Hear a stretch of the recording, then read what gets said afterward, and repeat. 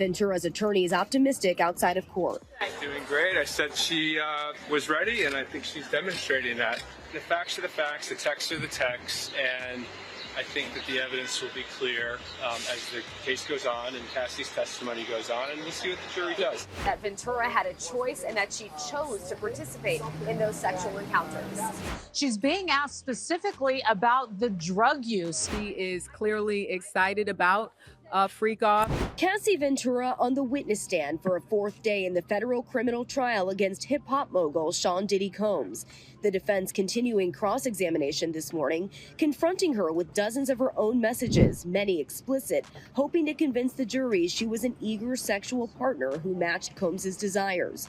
"I'm always ready to freak off," one message said. The courtroom was dead silent until Cassie's audio started playing. Within seconds, Diddy's entire energy shifted, and what happened next had everyone stunned. What do you think was on that tape that hit him so hard? Drop your thoughts in the comments. I'm replying to every single one. She was into the freak-offs herself and was like a willing participant and was into all the freaky stuff, and essentially that was the crux of what they were trying to do yesterday. And do you think they proved that or not? I mean, there's texts like that from 2009, "I'm always ready to freak off." There was some other texts where she was referencing like hitting him up about the FOs, is what they were referring to him.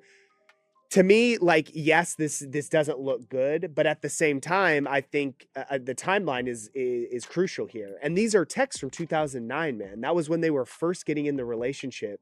She was young. Obviously, they were in the honeymoon stage, and she was stoked to like, oh my God, I'm with Diddy. I'm living this lavish lifestyle. Of course, she's going to be saying things that she knows will curry favor with him to keep it going. Combs allegedly planned and controlled the sex performances, which he called freak-offs, and he often electronically recorded them. The freak-offs sometimes lasted days at a time. Where she is entertaining other people in the bedroom. He enjoyed having the freak-offs. And finally, we'll talk about Justin Bieber because he is finally addressing the Diddy stuff. There's been long speculation that somehow he's involved. Surprised it took so long to address. Well, he's clearing that up now. And also we'll talk about how people are scared for Justin Bieber because they think he's in a cult. They have to have it. By the end of today, Cassie will be done. So they have all day today to ask her whatever they want to ask her. Because obviously she's about to pop. And that's like... Which is totally understandable. So if she did pop, if she did give birth, let's say the technical term, over the weekend, you know what would happen then, Devin? I don't. Mistrial, baby. Why do you say that? What? Because she's due back on the stand to give testimony. And if she can't give testimony anymore... No, she's giving testimony today. I know. I was saying, what if... Oh, like she gave birth and then that's why. That's the delayed. reason. If she wasn't pregnant, I don't think the judge would have said you have to finish by today. Oh, yeah. No, 100%. Obviously. That's the whole, that's the whole crux of the argument. Obviously. Yeah. You didn't explicitly, spell it out. But Diddy's team is also pissed off because they're like, we want as much time as we can have. What do you think that audio really revealed? Was Diddy reacting to the truth or just the exposure? Let me know in the comments. I'm reading and replying to every single one. Her voice is low at times. The defense did tell her if it's too much, I can read them. But there were many times early on this morning where she read some of those explicit details where she is clearly excited about freak off and talks about entertaining other people in the bedroom. And what has Diddy's demeanor been in this cross-examination as well? There was a moment where Sean Combs was nodding in agreement when they brought up a message that he sent her where he said, one of my favorite times of the freak-offs is when we're able to make love after. And then she responds, that's the same for me. Now, what's interesting here is that does match what she told prosecutors or what she's been telling the jury all along, which is she did this and she said, but she really wanted to spend time with him after the fact. So he was shaking his head at this message where he's almost, I guess, agreeing that he did say, without him saying it, he enjoyed having the freak-offs and then having sex with her after the fact. And her saying, I agree with you. I love having sex with you after too. One thing that really stands out that she says is that at one point Diddy had a knife inside her mouth and then says, I'm going to give you a Glasgow smile, which is, slitting someone's cheeks. but he's warned against it by a member of his team, saying Diddy's associates would prefer it if she, referring to Ashley, looked normal. She also says that they said to her they could ship her off and sell her to anyone in the world and she'd never be seen again by her parents or loved ones. Now, Ashley did make a police report in 2018 at the time of the alleged incident, and the Contra Costa Sheriff's Department confirmed her report was thoroughly investigated and it was determined the claims were unfounded. Diddy's team said Mr. Combs was nowhere near Orinda, California on the day that she claimed she was assaulted. There's no evidence that Mr. Combs was ever even in the same room as the alleged victim. She's completely unbelievable and no sane person who views the evidence will credit her story. The last freak off tape that just got sold on the dark net, which I know because I monitor, went for $500 million. It had multiple stars in it. Nicki Minaj, Rihanna, Chris Brown, Justin Bieber, Drake. It was a really interesting night in Calabasas, and he just sold that footage. From the moment court opened on day 8, the energy was off. Journalists in the gallery noted it felt different, tighter, quiet, but not calm, almost like the room knew something big was coming and wasn't ready to hear it. Even Diddy himself looked more on edge than usual. He didn't shake hands, didn't scan the room, just sat, jaw tight, hands folded, barely blinking. And then the judge said one line that flipped everything. The prosecution will now present audio evidence, previously sealed, provided voluntarily by Ms. Ventura. You could feel the air shift. This was Cassie's audio, the real deal. And the second that file started playing, nothing else in that courtroom mattered. Nobody had to look at him for real. And the truth is nobody did. Everybody laughed and joked about him dancing like a idiot in all them goddamn videos, twirling around in circles.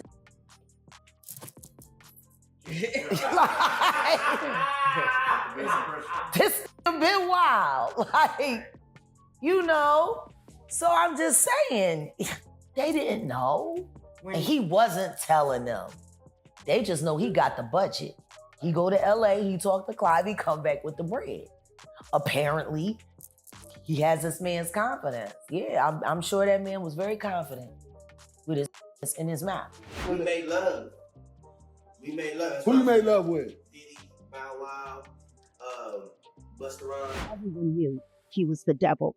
He's been the devil for 30 years. He has been covered and protected by not only Clive Davis, but Lucian Grange. He was selected to be the demon that he is, to keep the culture in line so the industry could continue for all of its precious jewels. We have too many lost. The list of lost is ridiculous, and everyone knows Diddy was selected for this job. He's the Judas. New developments involving the case against Sean Diddy Combs, what he decided in court today, and what this now means, the move coming just 4 days before his trial is set to begin. Here's Aaron Katursky. Tonight, Sean Combs makes it official. He's rejecting the government's offer to plead guilty and spare himself the possibility of a prolonged term in prison. When asked if he turned down the offer, Combs answered, "Yes, I do, Your Honor," as he stood in a baggy beige jail uniform. Terms were not disclosed, but prosecutors did say a plea could result in a shorter sentence for Combs than if he's convicted. Well, Bill and Sade, accepting a plea agreement would mean that Sean Combs would have to admit to trafficking and force. And today he made it very clear that was not going to happen. Diddy maintained all along these encounters involved consenting adults and plans to take his chances that a jury agrees. Ever felt aggrieved and targeted by the government? He feels an obligation to those people to say, you know what? Maybe I can break the model. Maybe I can show the world that a black man can win, in federal court. And I think he probably is the only person I know of who might be able to actually accomplish that. Puffy invited me for weeks, asking me to come and teach him how to, wanted me to be his acting coach for a while. Go there and he's sitting around just looking. I'm like, okay, what's the material you want to work on? He's just looking at me. Then next thing you know, okay, hey, will you help me? I want to hear your music. So I come over there and I play the music. And he's sitting there, just looking at me, like waiting. Okay. So then my assistant was like, you know, he wants to hang out with you next week. And I was like, for what? He's like, I think he's trying to fuck you. Elaborate, sometimes days-long parties by coercing victims through drugs, threats, and manipulation. They claim to have video evidence, and some of the accusations echo details from over 70 civil lawsuits filed against Combs over the last 30 years. You guys weren't even 18 years old. You couldn't escape.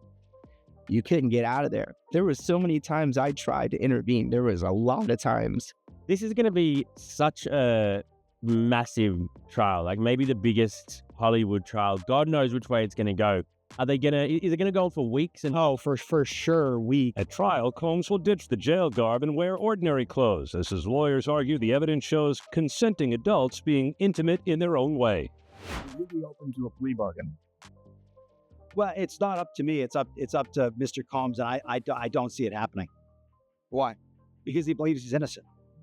He believes he's innocent, and what's more, he believes that he needs to stand up, not just for himself, for his family, and for everybody who's been targeted by the federal government. The decision guarantees Combs will face trial beginning just 4 days from now that will test whether one of music's most prolific figures used his power, wealth, and fame to exploit both women and men for decades. No, the deck is stacked against him. They've got a ton of evidence. Take the plea deal, dude. Just take it. Well, my guess is that, because we don't know the deal of the plea deal. At least I don't think we do. True. And I think he also feels an obligation to people in general.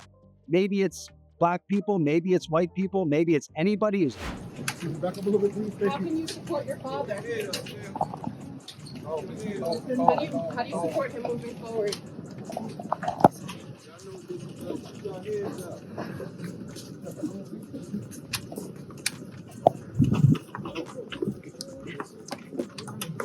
The courtroom went still as the first few seconds played. No yelling, no fighting, just quiet. Cassie's voice soft and shaking, whispering into what sounded like a phone recorder. You hear her breathe, you hear her whisper. He's downstairs. I told him no again, and now I'm locked in the bathroom. There's silence, then a thud, then her voice again. I don't know if he's high or just angry, but he slammed the door. I can't breathe. And that's all it took. You didn't need screaming, you didn't need names. You just needed that sound of a woman breaking in real time. It wasn't dramatic, it wasn't polished, and that's what made it gutting. As the clip played, Diddy didn't move at first, but then, slowly, the shift happened. Do you still think that, because there is this public perception, that there are celebrity tapes involved in this case? No. Do you still think that there are minors involved in this case? I'm certain no. Okay. And again, when you say this case, we're talking the criminal case. The criminal case. In the criminal, I know that in the criminal case, no. There's an arrest coming. There's actually 2 arrests that are already made. There's a 3rd one coming. I don't know why people are sitting on this. I'm ready. I see that some people are not. I've been ready. A lot of you are ready. Like, let's get this over with, right?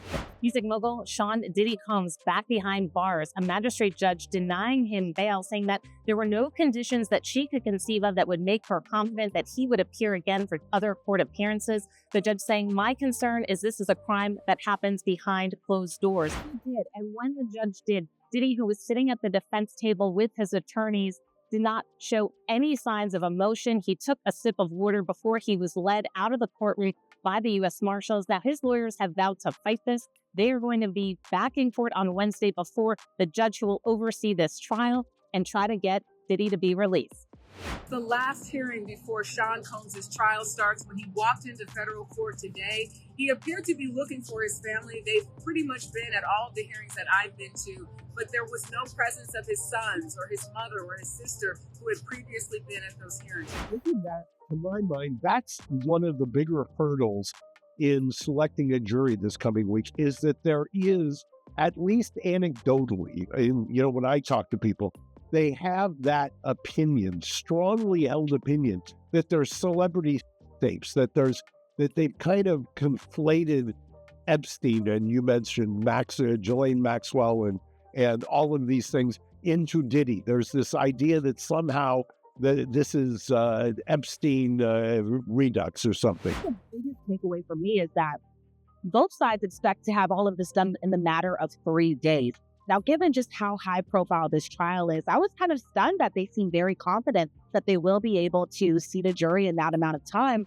What happens is if people go into a trial believing the firepower on the prosecution is so strong, I mean, let's say on a scale of 1 to 100, it's a 95 that it's so strong, but it goes down to an 88.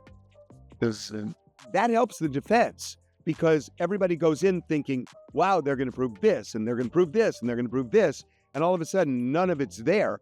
I think that actually helps the defense. His lawyers had argued that he had made good faith efforts by showing up in New York, ready to surrender to face these charges, but prosecutors said that he could not be trusted, that he has a history of trying to intimidate witnesses, including some who are going to be witnesses in this case. They urged the judge to remand him. First, it was his eyes narrowing. Then the fist, clenched so tight his knuckles turned white.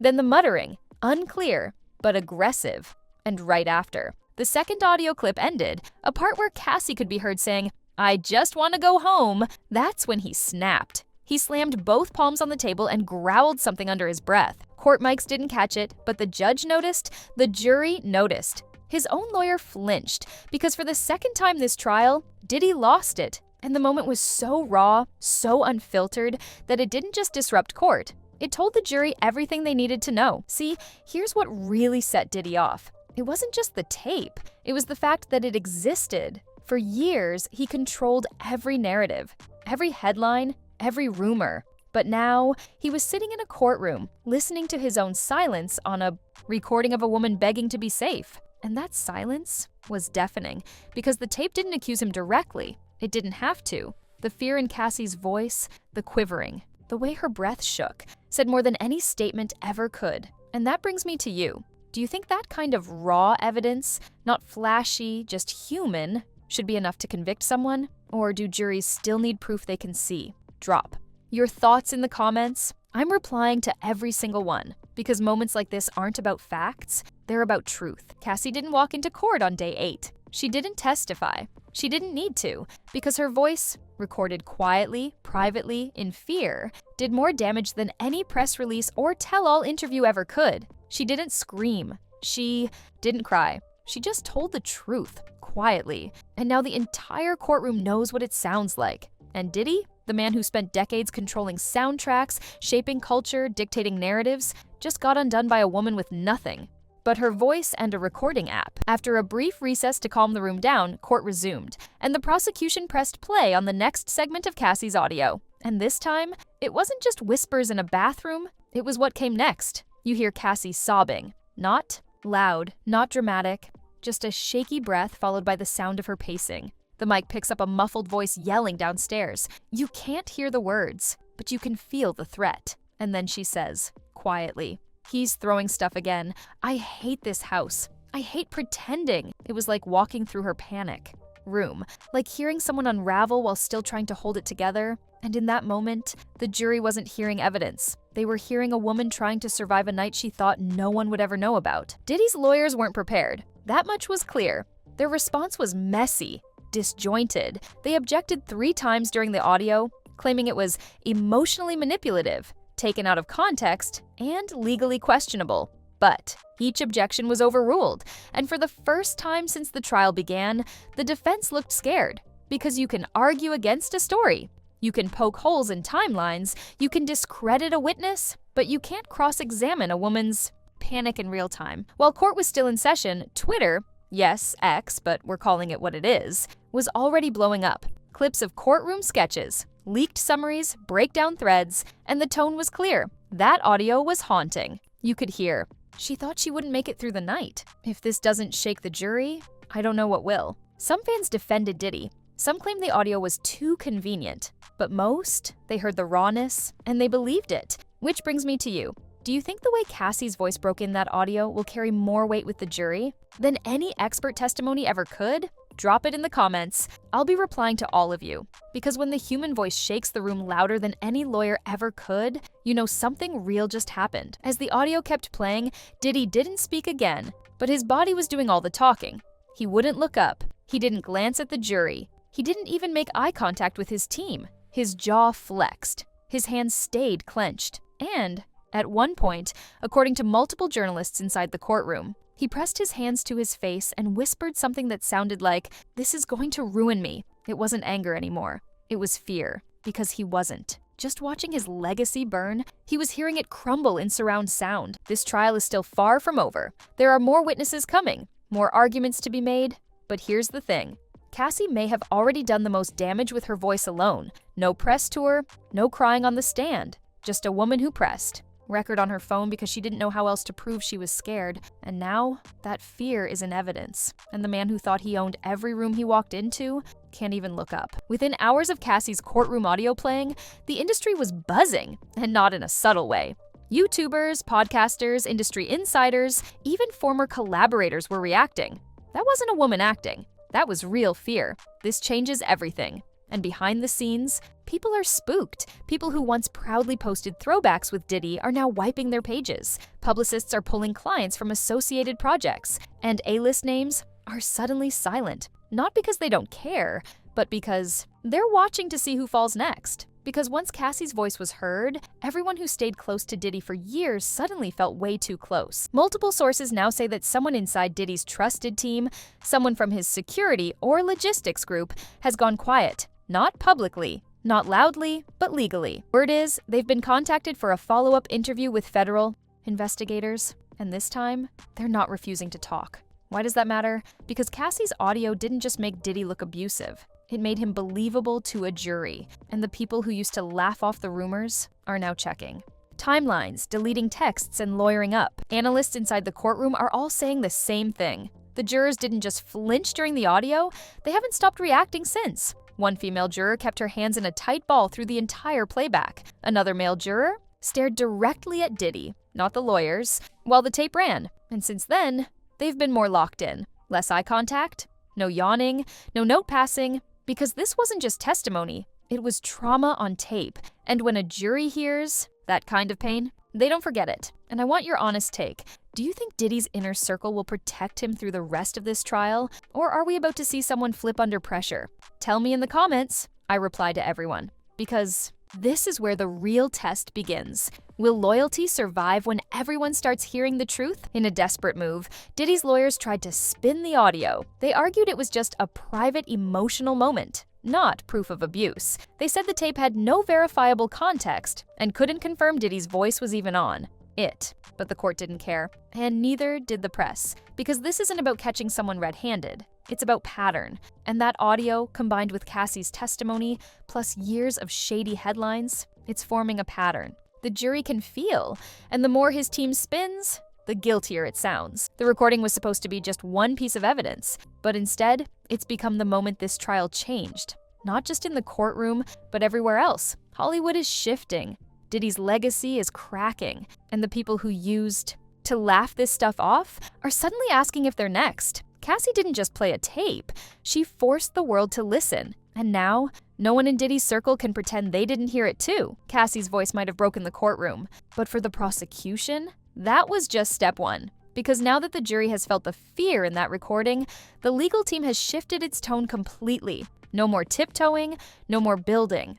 Slowly, they're going in. The next morning, the prosecution entered a motion to expand the scope of witness testimony, using the audio as justification to introduce new connections, new names, and potentially business records tied to Cassie's. Travel, isolation, and expenses. In other words, that one audio file just blew the doors open on Diddy's entire inner world. Here's what we now know. Some of the dates Cassie references in her audio, the nights she said she was locked in, followed, or controlled, match specific transactions from Diddy's staff. Hotel bookings in her name, but paid through third-party aliases. Security logs noting guest escort service. Flight records with her listed as companion next to Diddy, but booked with no return ticket. And here's where things get brutal. Several of those records were processed after Cassie's messages said she wanted out, so not only does it match her story, it shows they kept pulling her back in. Cassie's story was always emotional, but now it's becoming systemic. This isn't just about one bad night or one explosive fight. The audio was a gateway into years of manipulation, and the prosecution is laying it out like a blueprint. And the jury, they're connecting dots fast. That hotel, that voice note, that payment, they're all stacking on top of each other. And here's where it gets personal. Do you think jurors should be swayed more by emotional audio or hard financial evidence? Or do both together finally make Cassie's case bulletproof? Tell me in the comments. I'm replying to everyone because this is where emotional abuse finally starts looking like what it always was: coordinated control. Meanwhile, Diddy's defense, scrambling. Their newest strategy, discrediting the audio and the financial records by calling them taken out of operational context. They're claiming Cassie chose to stay in luxury,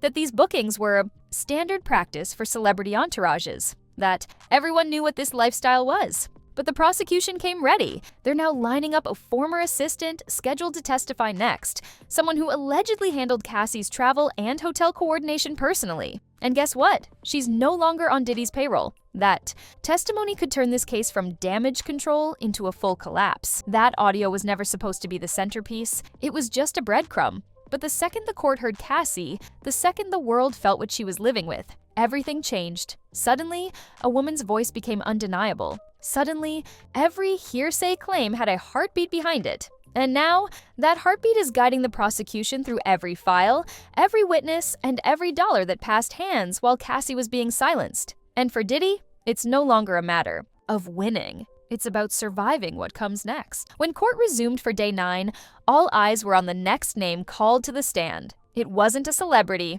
It wasn't a headline grabber. It was a former assistant, someone who worked logistics for Diddy's team for 4 years, assigned to artist relations and travel coordination. And from the moment she sat down, it was clear. She wasn't here to protect anyone. She confirmed what the prosecution had been hinting at since the tape was played. Yes, we had a rotation. Some bookings were made last minute. Cassie always needed to be accounted for.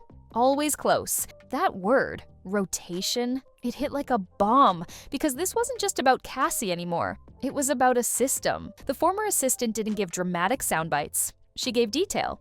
Calm, clear, cold. She said Cassie's rooms were often booked with tracking codes, that Cassie wasn't allowed to book her own travel, and that Diddy's team referred to her presence as being managed for discretion. Then came the quote that cracked the jury's faces. She was always being watched. That wasn't protection, that was policy. The judge leaned forward. The courtroom froze. Because it no longer sounded like a toxic relationship, it sounded like surveillance. Diddy didn't lose his temper this time. He sat still, but not calm, cornered. He watched as someone who once worked for him broke the code of silence. He shifted. He whispered to his lawyer, but he didn't interrupt, because now, the power he once held is gone. And the jury, they're seeing it. The man who once owned rooms is now barely making eye contact with the people who hold his fate. And that makes me want to ask you, do you think this new witness just gave Cassie the final push she needed to win this case? Or will more people have to speak up for it to stick? Tell me in the comments. I'm reading and replying to everyone,